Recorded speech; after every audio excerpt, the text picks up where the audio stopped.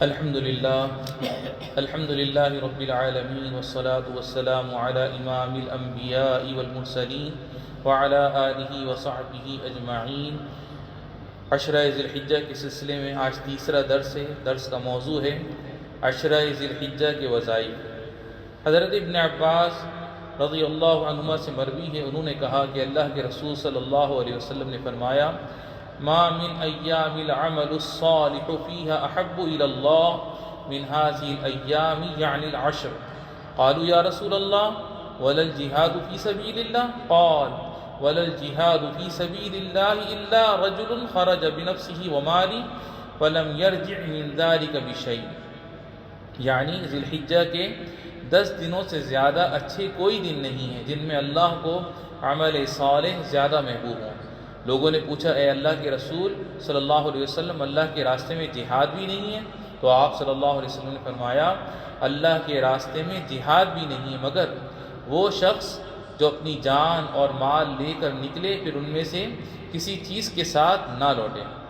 محترم بھائیوں، بلا شبہ یہ دن دنیا کے تمام دنوں سے افضل ہیں، جن میں بہت سی ایسی عبادتیں اکٹھا ہو گئیں جو ان کے علاوہ دوسرے دنوں میں نہیں پائی جاتی۔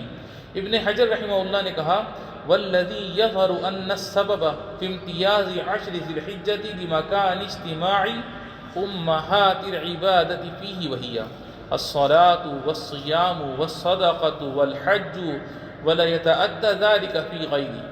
یعنی عشرہ ذی الحجہ کے ممتاز ہونے کا سبب یہ لگتا ہے کہ اس میں اہم عبادتیں اکٹھا ہو گئی ہیں، اور وہ نماز، روزہ، صدقہ اور حج ہیں، اور یہ اور دنوں میں نہیں پائی جاتی۔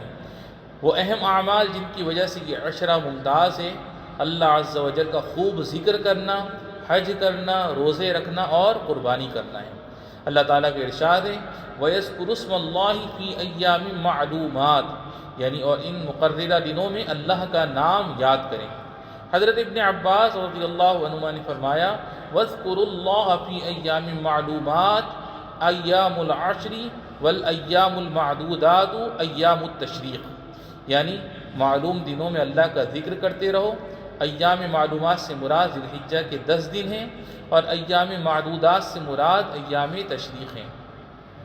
حضرت ابن عباس رضی اللہ عنہما سے مروی ہے، وہ کہتے ہیں کہ اللہ کے رسول صلی اللہ علیہ وسلم نے فرمایا: ما من ایام اعظم عند اللہ ولا احب الیہ العمل فیہن من ایام العشر فاکثر فیہن التسبیح والتکبیر والتحلیل۔ یعنی ذی الحجہ کے 10 دنوں سے زیادہ بہتر اور افضل کوئی دن نہیں ہے جن میں عمل صالح اللہ کے نزدیک زیادہ بڑے اور زیادہ محبوب ہوں، اس لیے ان میں خوب تسبیح، تکبیر اور تحلیل کرتے رہو۔ حضرت بخاری رحمہ اللہ نے فرمایا: وَكَانَ ابْنُ عُمَرَ وَأَبُو هُرَيْرَةَ يَخْرُجَانِ إِلَى السُّوقِ فِي أَيَّامِ الْعَشْرِ يُكَبِّرَانِ وَيُكَبِّرُ النَّاسُ بِتَكْبِيرِهِمَا۔ یعنی ذی الحجہ کے 10 دنوں میں ابن عمر اور ابو ہریرہ رضی اللہ عنہما اللہ اکبر اللہ اکبر پکارتے ہوئے بازار کی طرف نکل جاتے تھے۔ ان کی تکبیر سن کر دوسرے لوگ بھی تکبیر پکارنے لگتے تھے۔ حضرت یزید بن ابی زیاد رحمہ اللہ نے کہا: میں نے سعید بن جبیر، مجاہد اور عبد الرحمن بن ابو لیلہ کو دیکھا، یا ان تینوں میں سے 2 کو دیکھا ہے، اور ان کے علاوہ فقی لوگوں کو دیکھا ہے کہ وہ ایام تشریق میں اللہ اکبر اللہ اکبر لا الہ الا اللہ واللہ اکبر اللہ اکبر وللہ الحمد کہا کرتے تھے۔ ان دنوں میں ہر وقت برابر ذکر کرتے رہنا اور تکبیر کہتے رہنا چاہیے۔ اس کے علاوہ یوم عرفہ کی فجر سے لے کر ایام تشریق کی عصر تک فرض نمازوں کے بعد برابر تکبیر کہنا چاہیے۔ تو ان دنوں میں ہر وقت تکبیر کہنا چاہیے، نمازوں کے بعد کے ساتھ یہ خاص نہیں ہے۔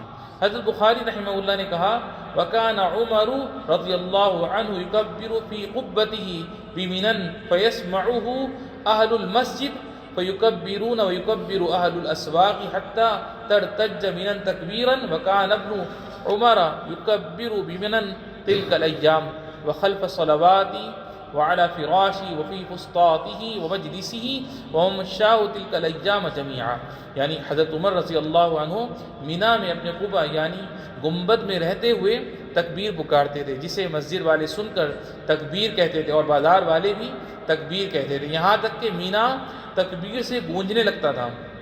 حضرت ابن عمر رضی اللہ عنہ بھی ان تمام دنوں میں مینا میں تکبیر کہتے تھے، نمازوں کے بعد بھی، اپنے بستر پر بھی، اور اپنے خیمے میں بھی، اپنی مجلس میں بھی، اور اپنے راستوں میں بھی۔